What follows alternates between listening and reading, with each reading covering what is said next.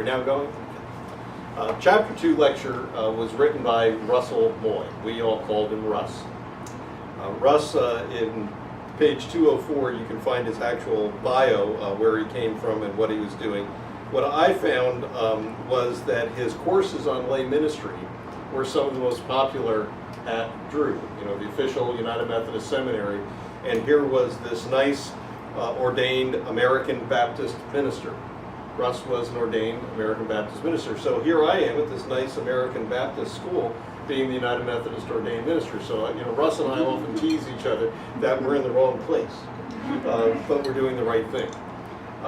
Russ was the assistant professor of Christian education, and he has a specific gift for ministry in the area of religious education. So his specialty was Christian education or religious education. So not surprisingly, his section was on the loss and recovery of lay ministry. So Russ's chapter will give you some of the history of what took place in the life of the church through the modern era. And he makes the point that empowering laity for ministry is more than just matching people to the needs of the institutional church. And the way that happens is we tend to know that we need a Sunday school superintendent, we need a treasurer, we need a board of trustees or whatever that's called in the local church. And we tend to, as he describes it, lasso people into these roles because they're the needs of the organized church.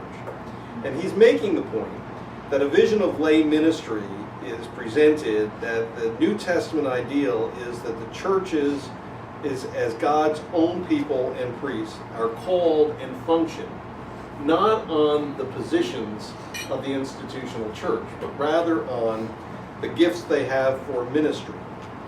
And he speaks against the dominance of the clergy paradigm, which is a fully ordained or full-time or professional clergy member must be the person who's doing ministry. So he goes through this whole issue by looking at a New Testament model through several different books of the New Testament and asks the question, how is the model lost? Talks about how things have changed in the modern era, and then starts to make the case for a rediscovery of the priesthood of all believers, and then make the case of lifting up out of that priesthood of all believers some persons who are called to a specialized ministry that is not an ordained or set aside ministry, but could be considered a lay ministry. He actually goes so far as to make the case of a new reformation of the laity.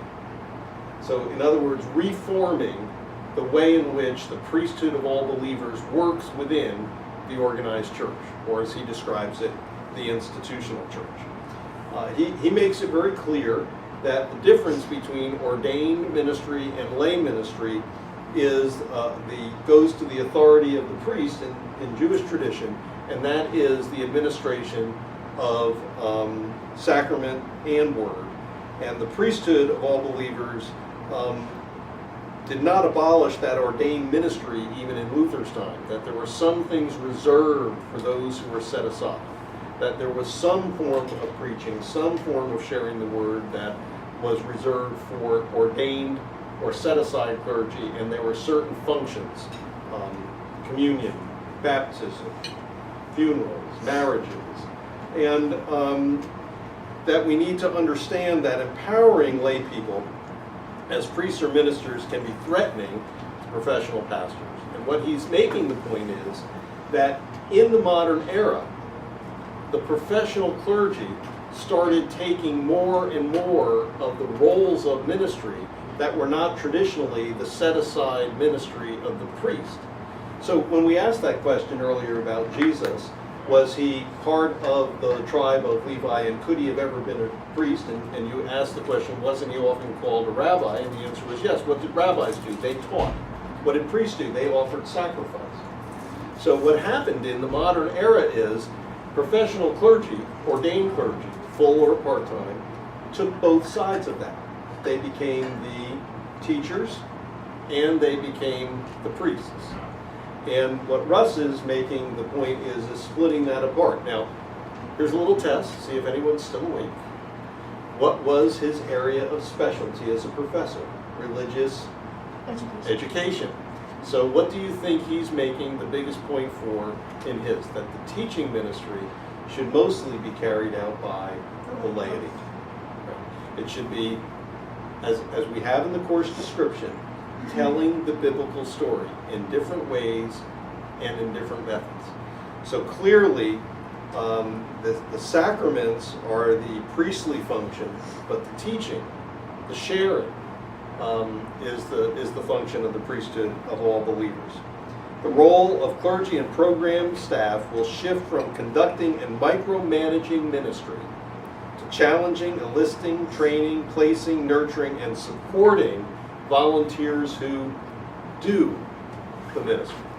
So the modern era, it really became, in the organized church or the institutional church, that ministry was done to us and for us.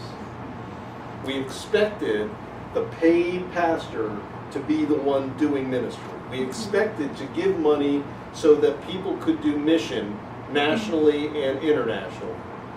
We didn't go do ministry. We didn't go do mission.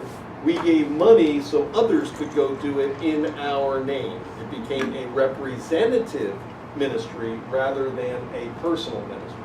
So Russ is making the argument that this that was kind of bunched together in the modern era should be split apart. He's still making the case that there's a role for ordained ministry following that priestly tradition, but then there's a role for the teaching and practical ministry that was present in the New Testament church. So that gives you some overview of Russ's chapter, which is focused on the loss and recovery of lay ministry. Thank you.